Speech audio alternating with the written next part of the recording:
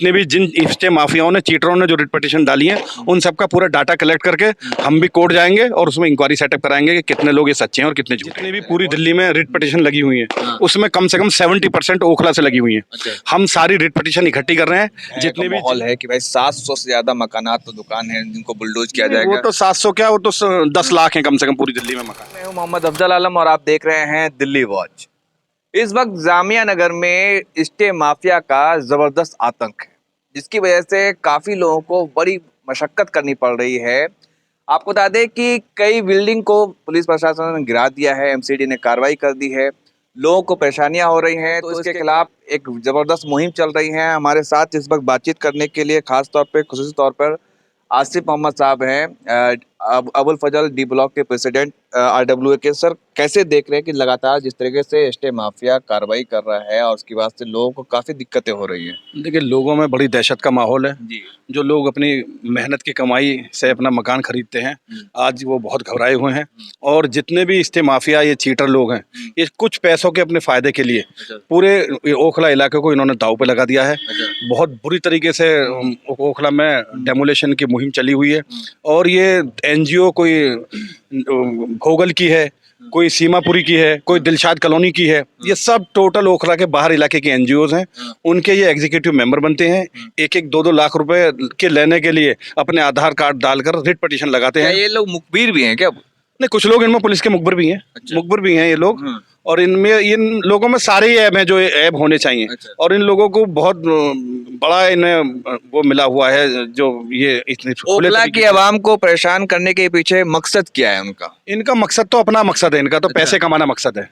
ये तो सिर्फ और सिर्फ पैसा कमाना चाहते हैं। हाँ। लोग कितने भी परेशान हो, कितने भी लोगों को नुकसान हो, इनका इस चीज से कोई लेना देना नहीं है। इन्हें तो अपने जाति मफाद के लिए रिट पिटीशन लगाते हैं और लोगों से पैसे लेकर सेटल करके उसको वापस ले लेते हैं। लेकिन जो ओखला की आवाम है वो काफी परेशान हो रही है। जो दुकान है, मकान है, उनको तोड़ा जा रहा है, उनको गिराया जा रहा है, बुलडोज किया जा रहा है, तो ये कब तक चलता रहेगा आखिर? हमने अभी पिछले दिनों बहुत सारी मीटिंग्स की हैं।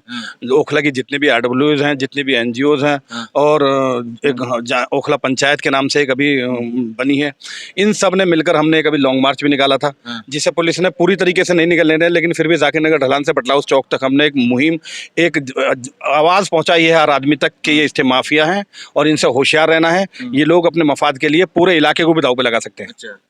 क्या रणनीति क्या है आगे की आप लोगों की? आप लोग क्या करने वाले हैं? क्या आपकी स्ट्रेटजी है? हमारी स्ट्रेटजी क्या, कोर्ट में मैटर है, कोर्ट से ही इसको निपटाया जाएगा। अब हमने एक अभी किसी मामले में कोर्ट ने कुछ डायरेक्शन दिए हैं, अब हम आगे इनके खिलाफ कार्रवाई करेंगे और कोर्ट में ही इनको, इनकी जो इन्होंने काम किया है उसका कोर्ट से ही जवाब देंगे। जैसे ये एक आदेश है जिसकी बात से लोगों में डर भय का माहौल है कि भाई 700 से ज्यादा मकानात तो दुकान है जिनको बुलडोज किया जाएगा। वो तो 700 क्या, वो तो 10 लाख है कम से कम पूरी दिल्ली में मकान। नहीं, ओखला की मैं खास करके हाँ, ओखला का वो 700 मकान का खैर इस डेमोलिशन से तो कोई लेना देना नहीं है। कोई भी ओखला में मकान बनता है, वो चाहे 1 मंजिल बने या 5 मंजिल बने, उसके सब पुलिस में और एमसीडी में रिकॉर्ड होता है, वो उसी का डाटा है, तो उससे कोई घबराने की जरूरत नहीं है। घबराने की जरूरत नहीं है। अच्छा, ये बताइए कि जो यहाँ के जो नुमाइंदे हैं, जिस पार्षद हैं, फिर विधायक हैं, उन लोगों का क्या? हालांकि विधायक तो आपके जेल में है। अब विधायक साहब अब तो जेल में चले गए, लेकिन कोई भी नुमाइंदा भी आगे आने को तैयार नहीं है। और कुछ नुमाइंदे ऐसे हैं जिन्होंने इन चीटर माफियाओं को संरक्षण दे रखा है। उनके भी सब नाम खुल जाएंगे, अभी थोड़ा टाइम लगेगा। उनके भी सब नाम खुल जाएंगे जो इन चीटर माफियाओं को जिन्होंने संरक्षण दे रखा है। तो बर्नी चौक भी टूट चुका है। हाँ, एक सबसे बड़ा जो माफिया है गुंडा इस इलाके का, जो जिसका रैकेट कम से कम पुराने 20 साल से वो इस धंधे को कर रहा है, उस पर थोड़ा सा शिकंजा कसा है। जिसने अपना एक जसौला में बर्नी चौक बना रखा था, तो उसे भी एमसीडी ने तोड़ दिया है।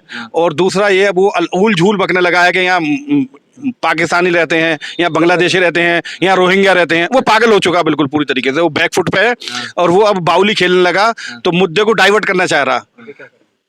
तो अब आप लोग आगे क्या करेंगे? उसके खिलाफ कंप्लेंट की है, असलम बर्नी के खिलाफ भी। और जिस तरह से स्टे माफिया का जो आतंक और भय है, जो डर है, उससे ओखला की आवाम को क्या? क्योंकि सब लोगों को लग रहा है कि कहीं मेरे घर का तो बारी नहीं है, कहीं मेरे अगला नंबर तो वो है ना, एक शेर कि जलते घर को देखने वालों, फूस का चप्पर आपका है, आपके पीछे तेज हवा, आगे मुकद्दर आपका, उसके कत्ले पे मैं भी चुप था, मेरा नंबर अब आया, मेरे कत्ले पर आप भी चुप है, अगला नंबर आपका है। बिल्कुल तो लोगों में जो डर, जो भय है, जो दहशत है, वो डर कैसे खत्म करेंगे लोगों के? बिल्कुल ओखला के नाम से। 100% डर है लोगों में। उस डर को खत्म करने के लिए ये मुहिम लोग चलाई बिल्डिंग गई नहीं है। ले रहे हैं, जो लोग आते थे पैसा लेकर के कि भाई चलो घर लेंगे, मकान जमा करके, क्योंकि जो गाड़ी कमाई है लोगों की वो कब खत्म हो जाए, नाबूद हो जाए, लोग समझ नहीं आ रहा। बिल्कुल बिल्कुल लोग मकान नहीं ले पा रहे हैं। इसके हम लिए एलजी साहब से भी मिले थे और अब बहुत जल्दी से पुलिस कमिश्नर और डीडीए चेयरमैन और हम जितनी भी अथॉरिटी है, गवर्नमेंट अथॉरिटी, उन सब से भी मुलाकात करेंगे और इनके खिलाफ कोर्ट में भी जाएंगे। मतलब घबराने की कोई जरूरत नहीं ओखला के बाद। नहीं, इतना घबराने की जरूरत नहीं है। अब तो जब सब लोग जागरूक हो चुके हैं, सारे लोग खड़े हो चुके हैं, तो इन चीटर माफिया को इंशाल्लाह ओखला छोड़ना होगा और उन्हें यहाँ से जाना होगा। तो आप तो वो रोकने की जो स्टे माफिया, उसको कैसे रोकेंगे? क्या आपके पास ब्लूप्रिंट है? देखिए, जितनी भी पूरी दिल्ली में रिट पिटीशन लगी हुई है, उसमें कम से कम 70% ओखला से लगी हुई है। हम सारी रिट पिटीशन इकट्ठी कर रहे हैं।